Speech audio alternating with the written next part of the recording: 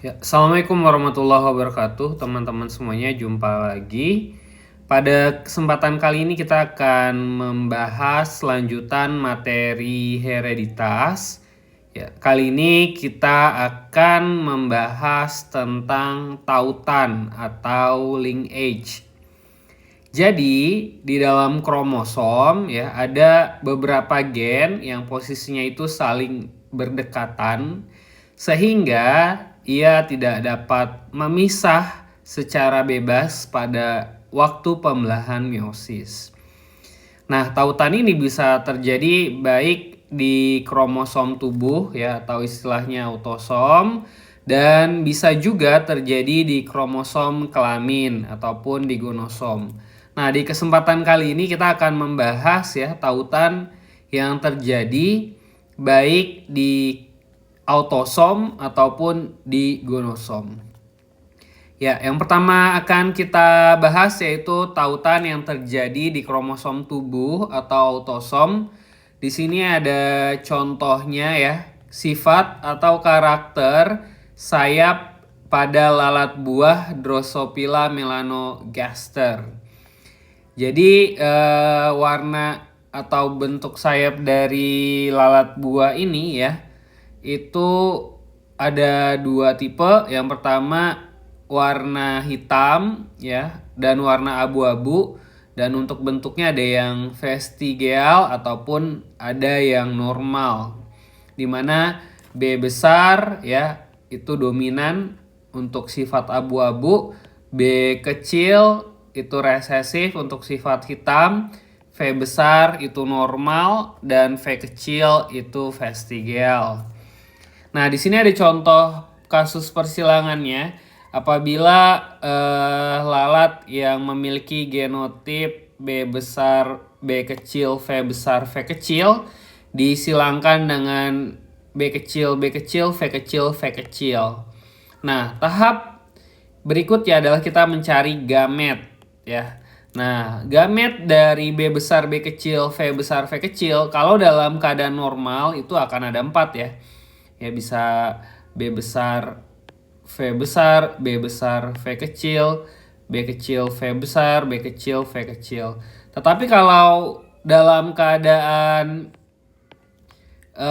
tautan ini ya antara B dan V ya, jadi B besar hanya bisa berpasangan dengan V besar, begitupun dengan B kecil dengan V kecil.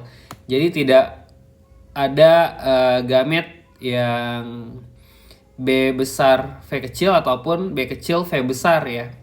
Jadi seperti itu. Maka gamet yang terbentuk hanya 2, B besar V besar, B kecil V kecil. Besar dengan besar, kecil dengan kecil. Nah, untuk genotip yang B kecil, B kecil, V kecil, V kecil berarti gametnya hanya satu jenis, yaitu B kecil, V kecil. Nah, di sini ada 2 variasi, di sini ada 1 variasi, maka kita buat persilangannya 2 kali 1. Maka dihasilkan B besar, B kecil, V besar, V kecil, lalu B kecil, B kecil, V kecil, V kecil. Jadi seperti itu. Nah, berikutnya ada tautan gonosomal ya, tautan yang terjadi pada kromosom kelamin. Contohnya adalah karakter warna mata pada lalat buah Drosophila melanogaster. Jadi kalau tautan gonosomal ini ya, gen yang mengatur warna mata ini ya, dia ada di kromosom kelamin ya. Bisa di kromosom X ataupun di kromosom Y kalau organisme yang punya pola kromosom kelaminnya X dan Y. Kalau ada di kromosom X ya berarti dia hanya di kromosom X saja. Kalau ada di kromosom Y berarti di kromosom Y saja ya. Di X-nya tidak ada. Tuh. Nah, kalau warna mata ini kebetulan dia tertaut pada kromosom kelamin X ya. Di sini contohnya genotipnya XM besar disilangkan dengan XM besar Y ya. Sama-sama warna merah, M besar dominan. Lalu gamet yang akan terbentuk ya. Itu adalah XM besar, XM kecil, XM besar, dan Y. Lalu kita tinggal buat saja persilangannya. Akan dihasilkan XM besar. Berarti kalau XX berarti itu betina ya, betina warna mata merah. Lalu XM besar, XM kecil, ya, betina juga warna mata merah karena M besar dominan terhadap M kecil. Lalu XM besar Y, laki-laki mata merah, dan XM kecil Y ya, atau laki-laki pejantan ya, berwarna mata putih. Jadi polanya seperti itu apabila tautan gonosomal. Nah, ini contoh lainnya pada manusia ya, ada buta warna ya. XC besar ya. Itu perempuan normal. XC besar, XC kecil normal, tetapi dia punya gen buta warna. Nah, untuk XC kecil ini baru perempuan buta warna. Jadi pada perempuan butuh 2 gen buta warna untuk bisa fenotip ini muncul ya. Sedangkan kalau pada laki-laki karena gen buta warna ini hanya pada kromosom X, laki-laki kan punya XY ya. Maka satu gen buta warna saja itu sudah menyebabkan laki-laki bisa menderita buta warna ya. Kalau C besar Y itu dia normal. Makanya kalau pada kelainan ya atau karakter yang terpaut kromosom X, penderita pada laki-laki itu cenderung lebih besar karena butuh satu gen saja itu sudah bisa memiliki fenotip tersebut. Hal yang sama juga pada hemofilia ya, polanya sama, terpaut dengan kromosom X. Laki-laki menderita hemofilia apabila genotipnya XH kecil Y. Kalau XH besar Y ini normal. Lalu kalau pada perempuan butuh 2 gen hemofilia untuk bisa memunculkan karakter atau fenotip hemofilia ini. Kalau hanya satu gennya maka dia normal tapi carrier, dan kalau 2 dominan maka dia normal. Di sini ada contohnya ya. XH besar, XH kecil menikah dengan XH besar Y dan akan terbentuk gamet demikian ya. Kita buat papan persilangannya. Maka di sini ada laki-laki yang menderita hemofilia karena ada satu gen hemofilia ya dari ibunya, walaupun ibunya normal ya, tapi ada carrier, ada gen hemofilianya seperti itu.